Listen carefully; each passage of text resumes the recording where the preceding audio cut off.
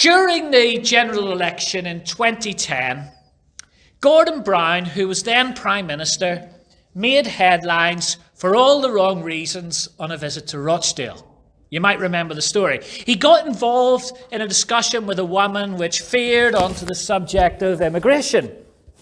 And looking back, actually, as I look back at it, one of the things I find quite odd about the incident is that if you actually watch it, I think Gordon Brown handled the whole thing quite well at first.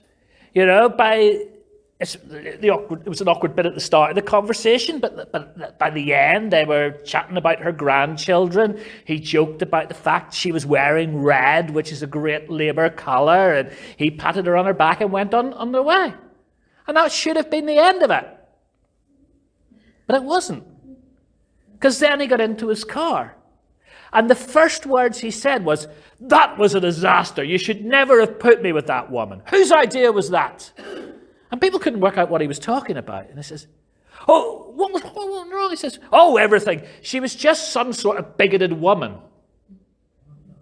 The trouble was, he was still mic'd up.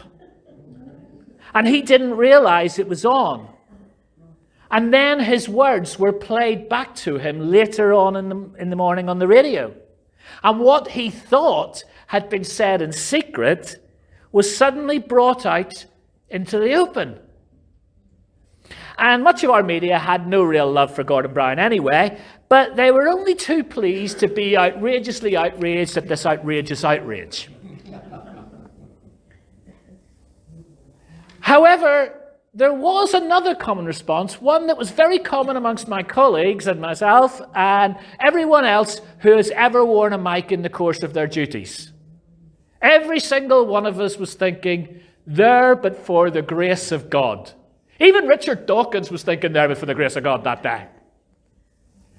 I can remember one occasion, it wasn't here, it was the very first funeral I had ever conducted.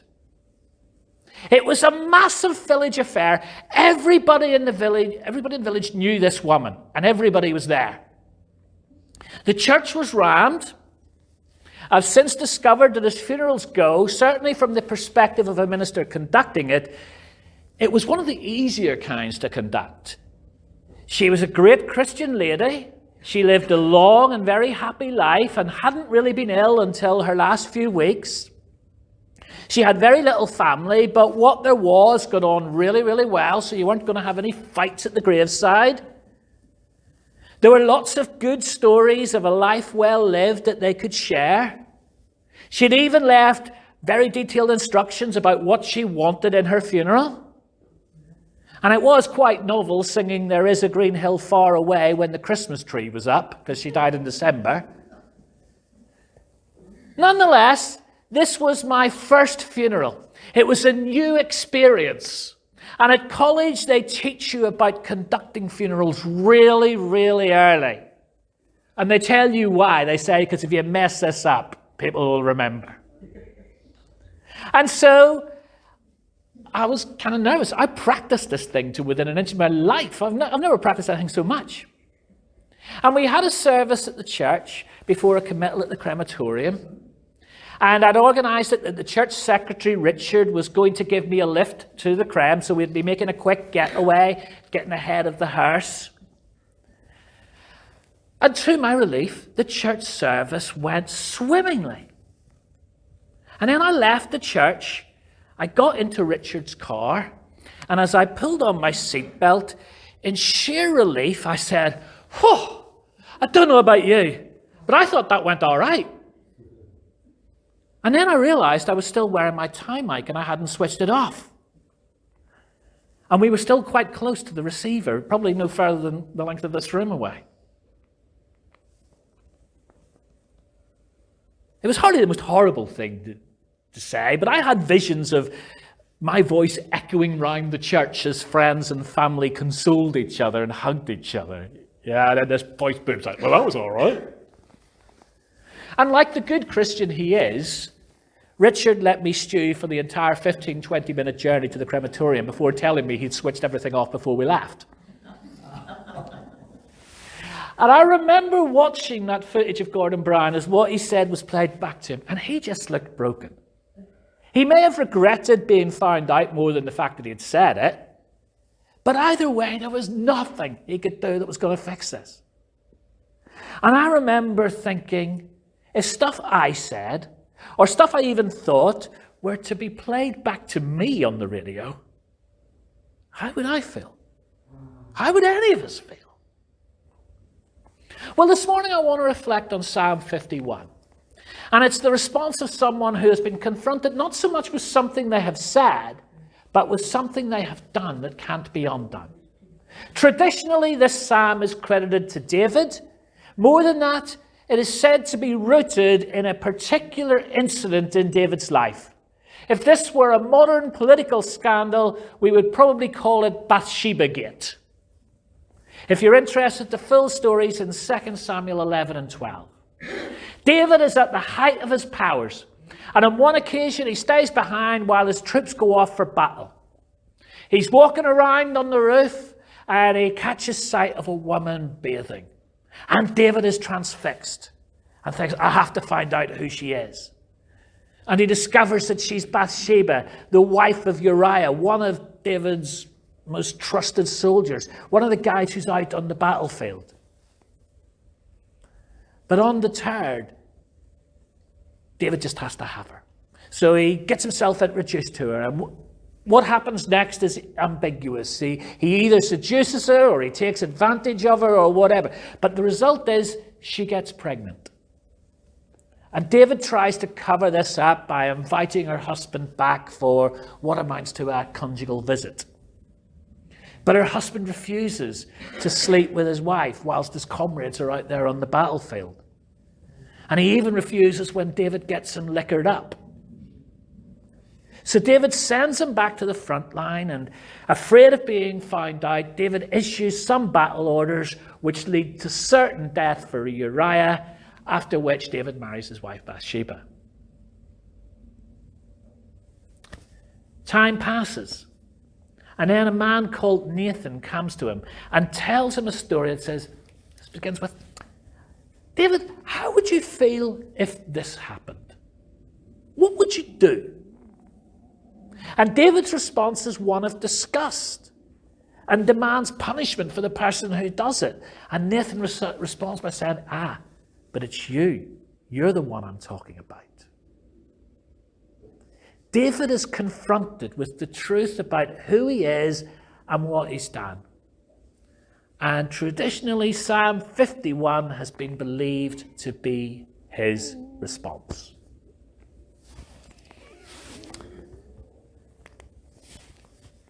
I'm a really big music fan. And I do find it interesting sometimes to know what was going on and why the writer wrote what they wrote. Who did Carly Simon think was so vain she bet they thought her song was about them? The ironic thing it was. But the story behind the song needn't be all important. For good or for ill, many people request My Way at their funeral, claiming it talks about how they approach life. It doesn't matter that Paul Anka wasn't thinking of them when he wrote it, or Frank Sinatra when he was singing it.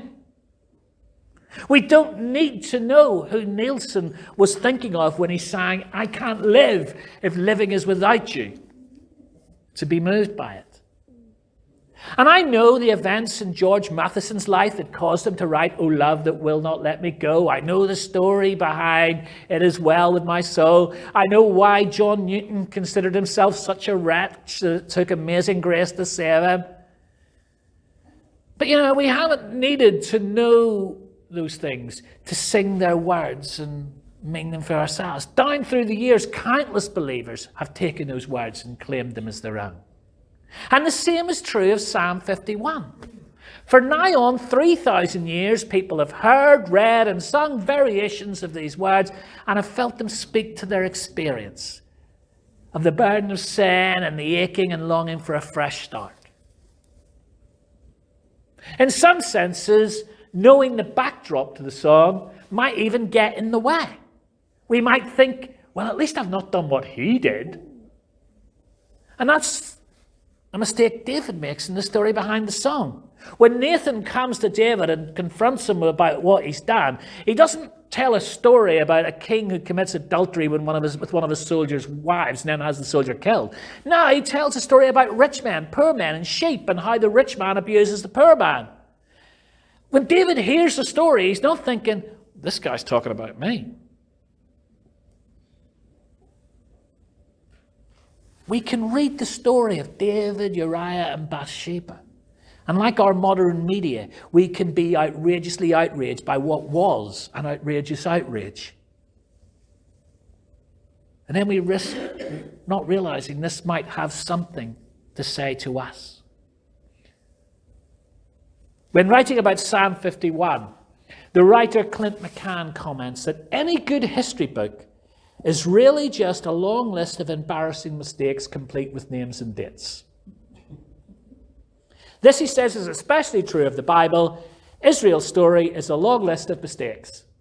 King David's story is embarrassing, so is the behavior of the disciples in the Gospels. Paul's letters show us that the behavior of the first churches could be really embarrassing, and it didn't stop at 100 AD because the history of the church down through the centuries is full of embarrassing stories. And so are the lives of contemporary churches. And so are the details of our own life stories, if we're honest to admit it.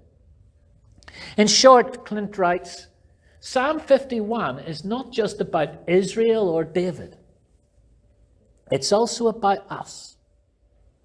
It's about who we are and how we are as individuals, families, and churches. Sin pervades our lives. Like other great songs, we don't have to have done what David did to claim his words as our own. Although tradition tells us this psalm is based on an incident in the life of David, the psalm never actually explicitly alludes to any of the events. It could be about anything. And nor is the sin really the focus of the psalm.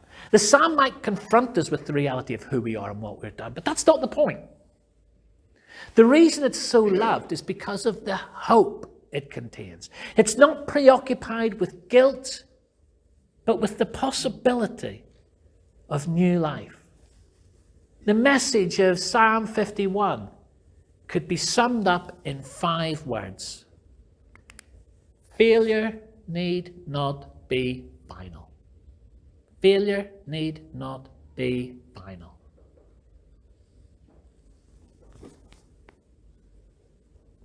Those are words we need to hear. Lent is a season when we're invited to examine ourselves, to acknowledge and own where we're falling short of the life God wants for us, to repent and invite Him to live differently.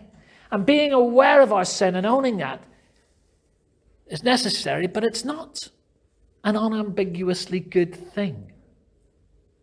People can carry around huge amounts of guilt and become paralyzed by it.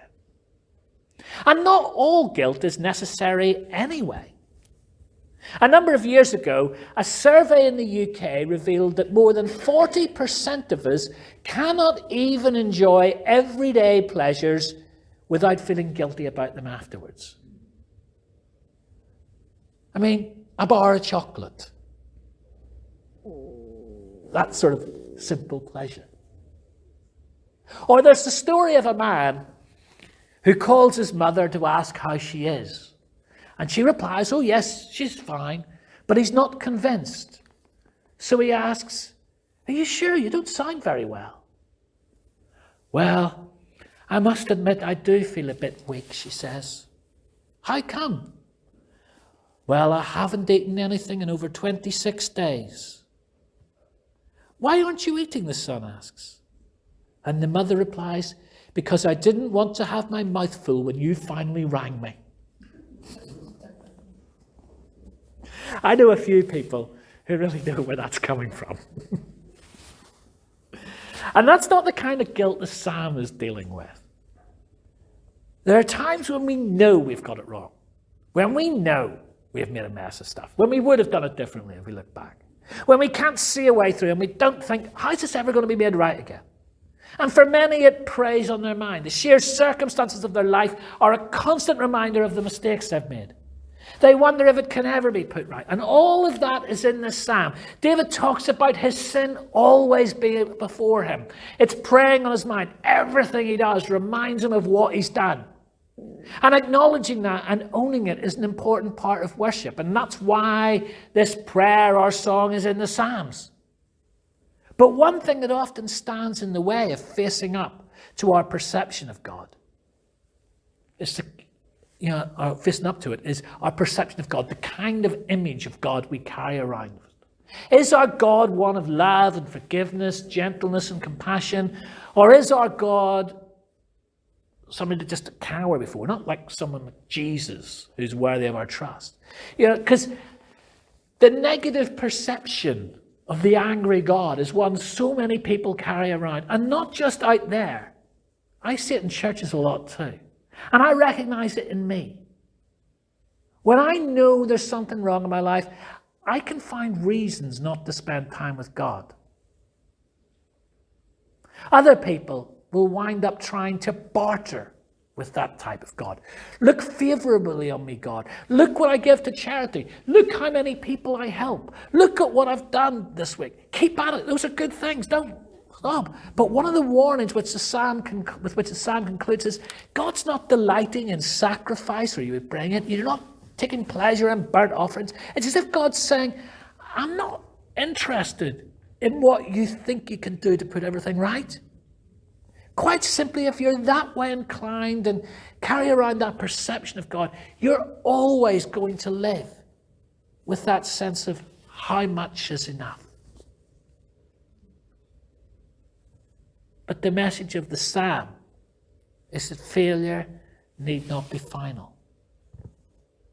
For those trapped in a sense of guilt or failure, the psalm offers a different way forward. Because the psalm was written by someone who had a very different perception of God. The psalm doesn't begin with what he's done. The psalm begins with what God is like. A God of unfailing love. A God of great compassion.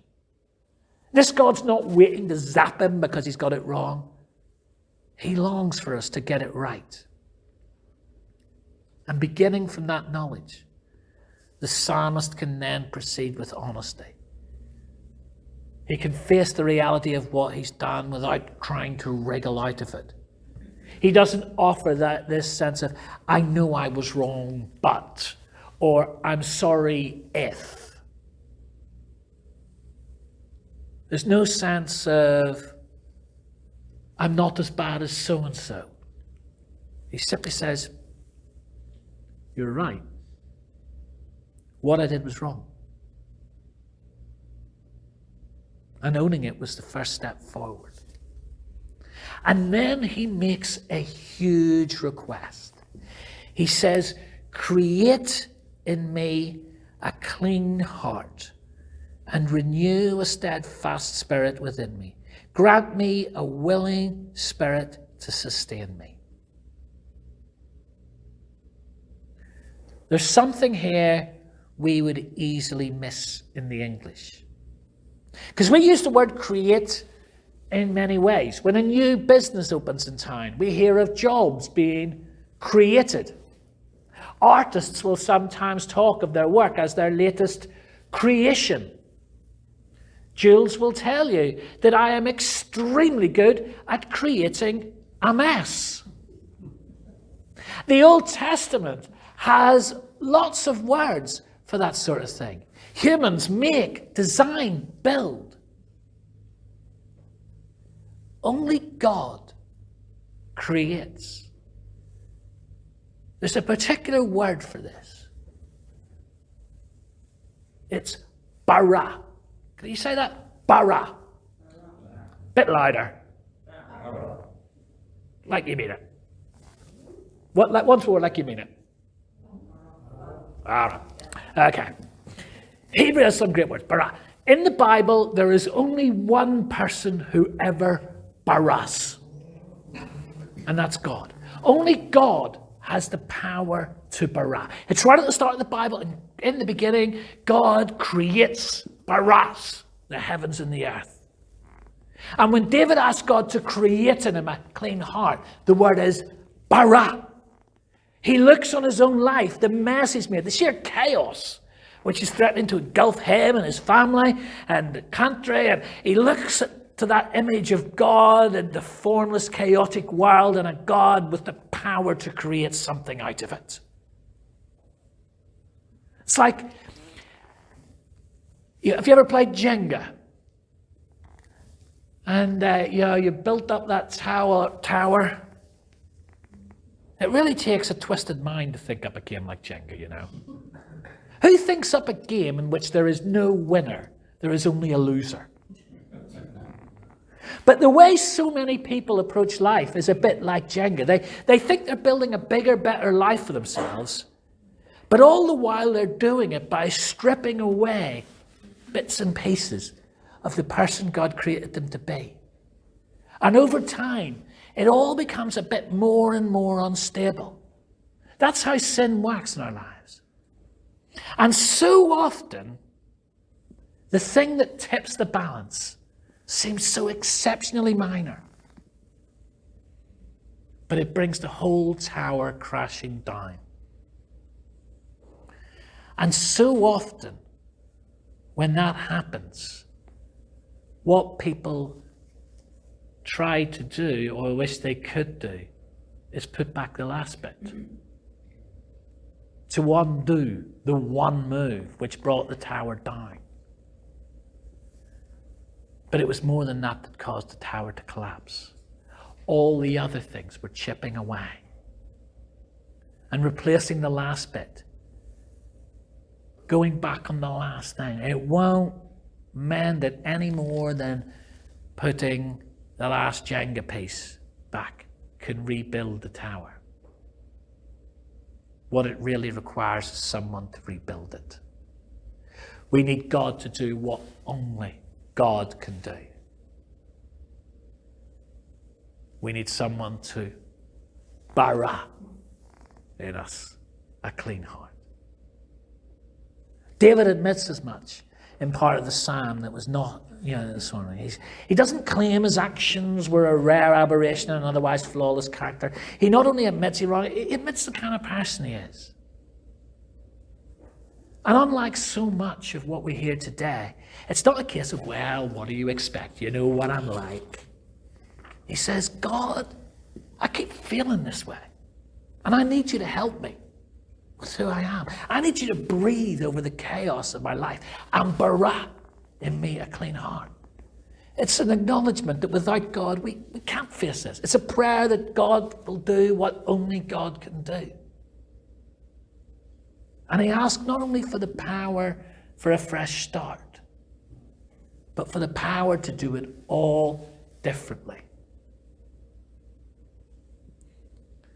I can think of times in my life when I've done wrong, say when I was a kid, and my mum found out.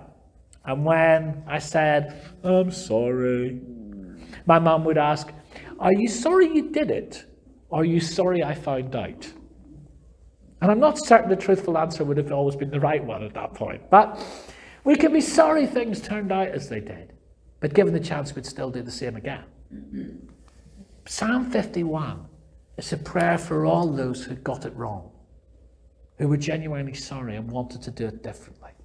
It's a prayer of those who can look at what they've done wrong and long for God to do what only God can do.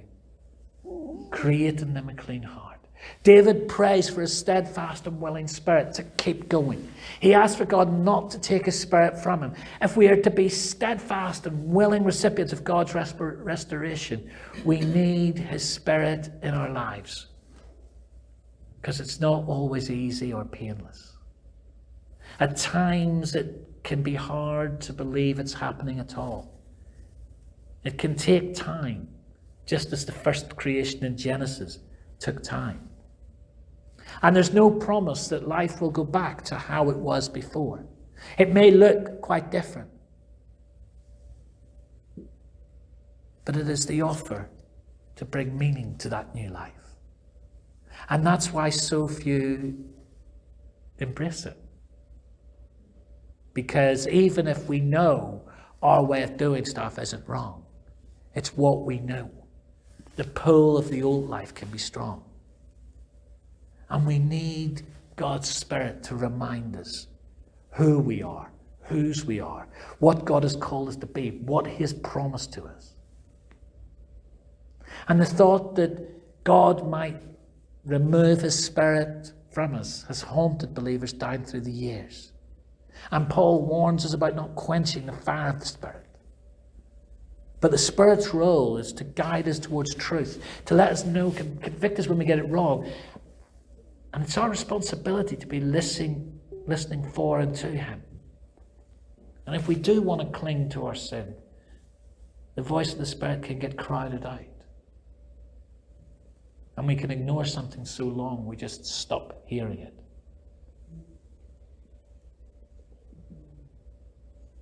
And that's why the Bible warns us. If today we hear His voice, don't harden our hearts. Don't shut Him out. Yes, God sends His Spirit, and amongst the things that God's Spirit can do is confront us about our sin. But God doesn't come to condemn us. Jesus didn't come to condemn us, but to save us, to remind us that failure need not be final. The God to whom we bring the mess can be trusted to deal with us. He offers to create within us a new heart and give us the strength to live it out. Whatever we've done, whoever we are, the offer of new creation is open to all of us. In many ways, we have an advantage over David because we live after Jesus. Years after David, God promised through His prophets to give His people new hearts to enable them to live the lives that God made them to live. And on the night of His arrest, Jesus took a cup and said, "This is happening in my death. The way is being made open." And if life has come crashing down, remember that's why Jesus came. To help us put it back together again. When we feel we can't fix it, in Jesus we encounter a God who longs to meet us there. To let God do what only God can do. In Jesus we see that God longs and is willing to bara, to create that new life in us. So we don't need to cover our tracks because at the cross Jesus says, "I've got that covered." The cross reminds us that whatever our sin, God's love is greater. Whatever our mess, God's resolve to bring new creation is greater. And in Jesus we see God's power to do us. Because in Jesus, God has given us the proof He can be trusted, that failure need not be final, because there is nothing we can do and nowhere where we can go that God cannot reach us. And whilst David could speak of God's power in terms of creation, we who live after Jesus can speak of it in terms of resurrection. Because of Jesus, we can bring all that we have and are, however broken it feels, to a God